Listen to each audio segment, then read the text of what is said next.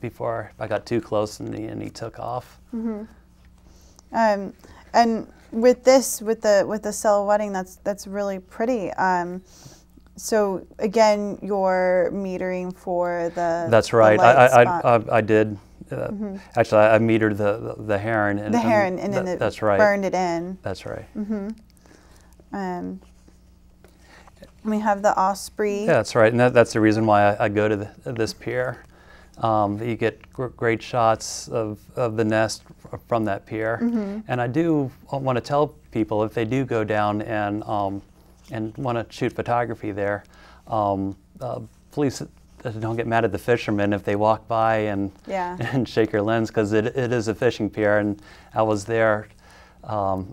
Another photographer was trying to put me in the middle of his argument with the fishermen there. so please remember it's a fishing pier if you go there.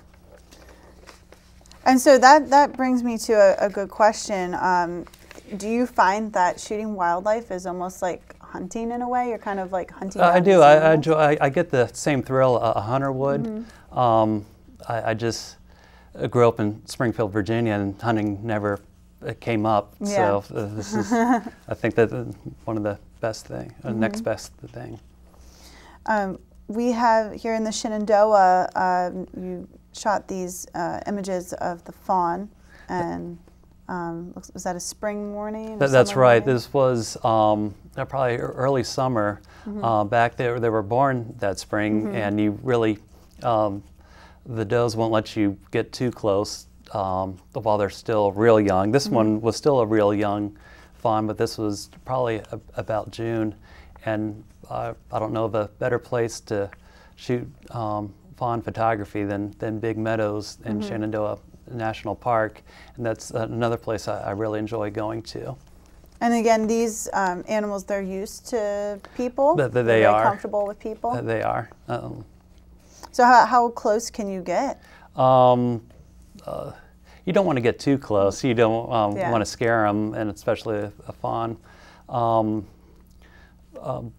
A lot of times you can, I would say, probably about over 20 feet, but just stand still, and they might walk up or get closer to you, and you just don't move and keep shooting.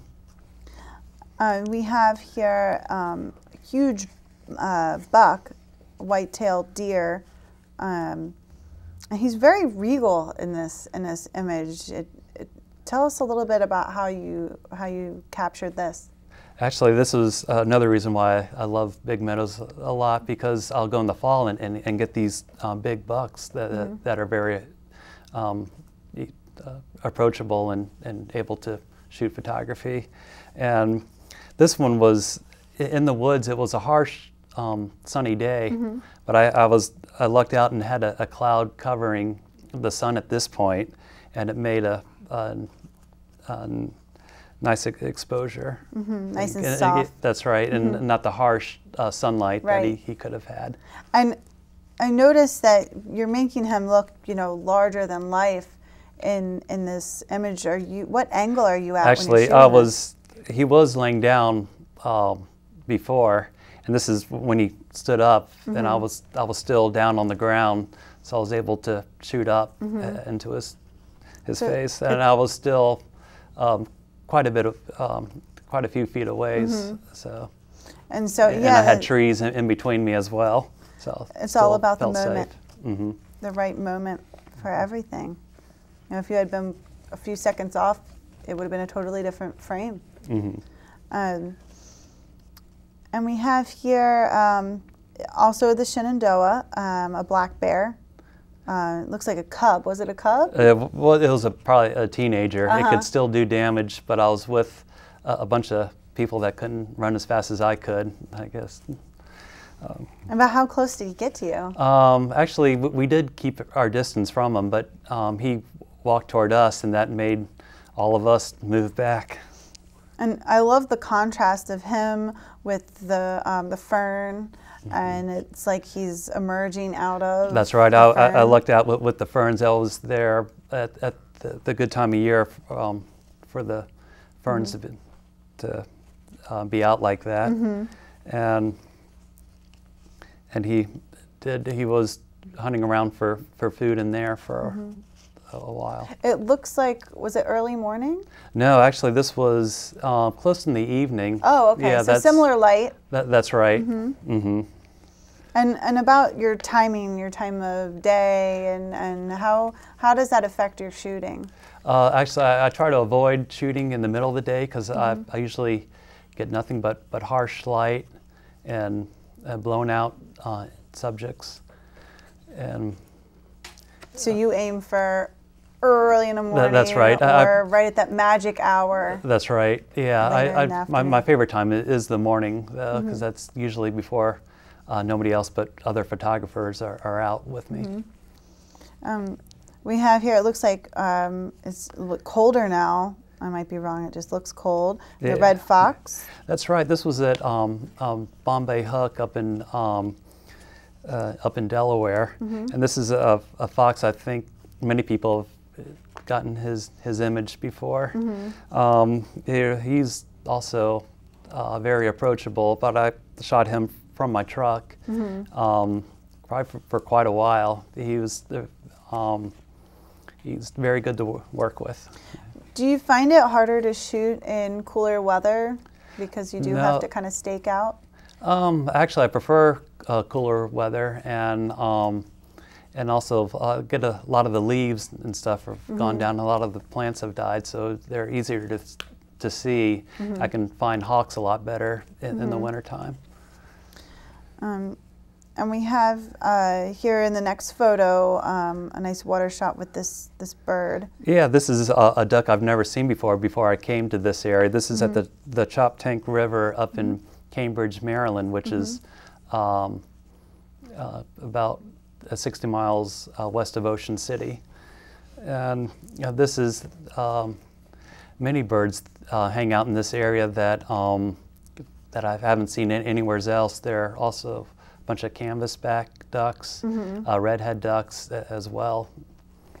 And so he was getting ready to I guess they fly, or what was actually happening he was they can swim underwater. They'll go down, and then once they pop up underwater, they'll shake their wings dry. And as you discover these new species, do you find that when you go home, you go and look up more things about them? I do. So actually, I've mostly learned their names, I guess.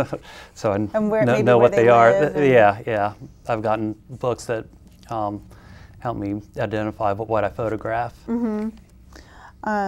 We have here a tundra swan. That's right. This was at Blackwater Wildlife Refuge, and this is about 10 miles away from Cambridge, Maryland. This is another place I enjoy going to a lot. These are a tundra swan, which were actually half the water was ice at that time. I guess they weren't in the ice spot there, and I believe I was in my truck for the most part. But when I got out, they took off and able to catch some shots. I love the reflection in the water, and also you just don't normally see swans in flight.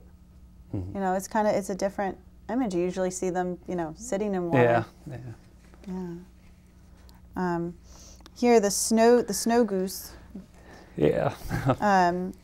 Talk about how you got this image, and actually, that's the reason why I went to Blackwater so many times. They've been there for years. I haven't seen them this year, and I haven't seen them the past few years. But that used to be my favorite place to go for these snow geese. They're there by the thousands, and many times they'll stay in one area, but if something scares them, like if an eagle flies over, they'll all take off at once, and I'll get, and that's the time when I try to shoot. And of course I have to take it a lot of times because not many will come out. It almost looks like a mosaic. Mosaic of birds. We have here the Sika deer. That's right. This is a type of deer that I've only seen in Assateague Island, which is in this area.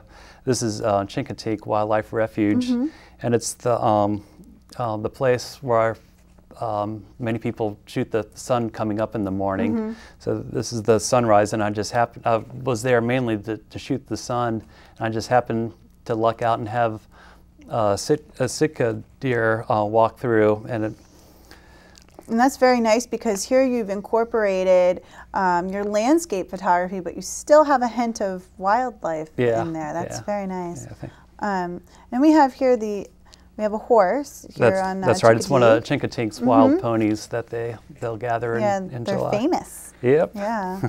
That's nice there. It's very calm, peaceful. It looks like that's is that sunset or that's was it right. sunrise? It was sunrise. It was the same area where the last image was. I just turned around and this was on the other side. Oh, okay. So wow, that's two drastically different images just by looking around. We have here a snowy egret in flight. That's right. This is another one of my favorite places. This is a little farther away. This is down by Myrtle Beach. It's Huntington Beach State Park, and it's a place where I really love to get photographs of birds and alligators.